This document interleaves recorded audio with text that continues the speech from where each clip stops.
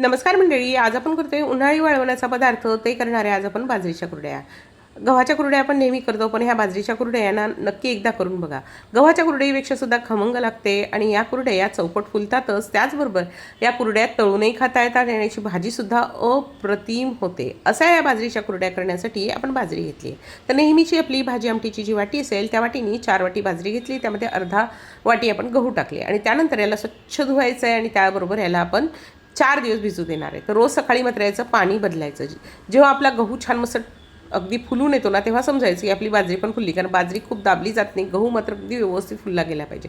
4थ्या दिवशी याचं काय करायचं आहे, पूर्ण पाणी काढून टाकायचं, व्यवस्थित धुवून घ्यायचं आहे. त्यानंतर मिक्सरच्या भांड्यामध्ये बाजरी आणि गहू पाणी घालून मस्त वाटून घ्यायचं आहे आणि त्यानंतर याला गाळून घ्यायचं आहे. तुम्ही वस्त्रगाळ करू शकतात किंवा माझ्याप्रमाणे चाळणीनेसुद्धा गाळून घेतात. मी चाळणीनेच गाळून घेतलेले आहे आणि हीच कृती आपल्याला 3 वेळा करायची. म्हणजे एकदा चिक काढला की पुन्हा तो जो वरचा भुसा असेल त्यामध्ये आणखी पाणी टाकायचं, मिक्सरला थोडंसं फिरवायचं आणि पुन्हा गाळून घ्यायचं. म्हणजे त्यामध्ये असलेला पूर्ण चिक आपला निघून येतो. तर बघा, अशा तऱ्हेने आपला एवढा चिक निघालेला आहे आणि खाली राहिला जो भुसा आहे ना, यापासून तुम्ही पापड बनवून पापड्या म्हणजे पापड्या बनवू शकता किंवा झाडांना खत म्हणून सुद्धा शिवतात. आता राहिलेला चिक काय बघा, आपला चिक जो आहे ना त्याचं दुसऱ्या दिवशी पाणी काढून टाकायचं आहे. तुम्हाला दुसऱ्या दिवशी करायचं असेल तरी ठीक, नाही तर तुम्ही पुढच्या दिवशी केलं तरी चालेल, फक्त त्याचं पाणी बदलायचं आहे.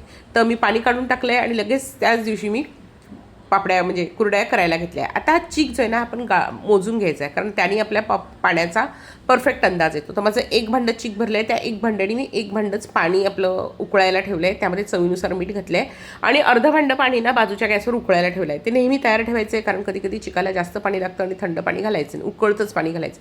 म्हणून बाजूच्या गॅसवर पाणी उकळायला ठेवलं. आता चीक ना व्यवस्थित त्याच्या गाठी मोडून घ्यायच्या आहे. घालचा जो घट्ट चीक होता ना त्याच्या सगळ्या गाठी मोडून घ्यायच्या आहे. मीठ आपण ऑलरेडी घातलं आहे, थोडंसं तिखट घातलं आहे, त्यामुळे काय होतं, एक चवही छान येते आणि रंगही थोडासा पिवळसर लालसर असा रंग येतो. पण खूप तिखटही घालायचं नाही, अगदी थोडंसं घालायचं आहे. त्यानंतर पाणी छान उकळलं की त्यामध्ये चीक घालायचं. आता चीक घालताना काय करायचं आहे, घोटण्यासाठी मोठ्या प्रमाणात असेल तर घोट्याचा वापर करा, नाही तर लाटणं किंवा रवीचा वापर करायचा आणि अगदी पटापट हलवत राहायचं. त्यामुळे काय होतं, त्यामध्ये गाठी होणार नाही असं बघायचं. तर बघा, अशा तऱ्हेने आपलं चिक तयार आहे. मोठा गॅसवर ठेवायचं, म्हणजे गॅसची पॉवर पूर्ण असली पाहिजे आणि व्यवस्थित हलवत राहायचं जोपर्यंत हा चिक छानपैकी घट्ट होऊन येत नाही. तर माझा चिक बघा मस्तपैकी आपला घट्ट व्हायला सुरुवात झालेली आहे. चिक घट्ट झाल्यावर तर आणखी पटापट हलवायचं, कारण त्यामध्ये एकही गुठळी राहता कामा नये. आणि समजा तुमचं खूप घट्ट वाटायला लागलं लगेच पीठ, तर थोडंसं तुम्ही अर्धी वाटी पाणी घालायचं आहे.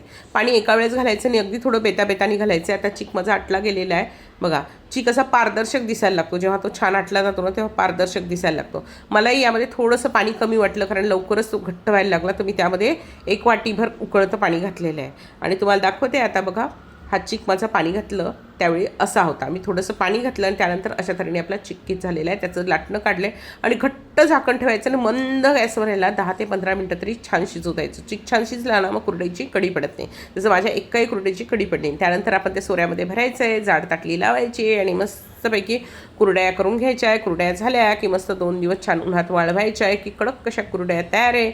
यापासून भाजी बनवा किंवा तळून खा, अगदीच मस्त लागतात. नक्की करून बघा.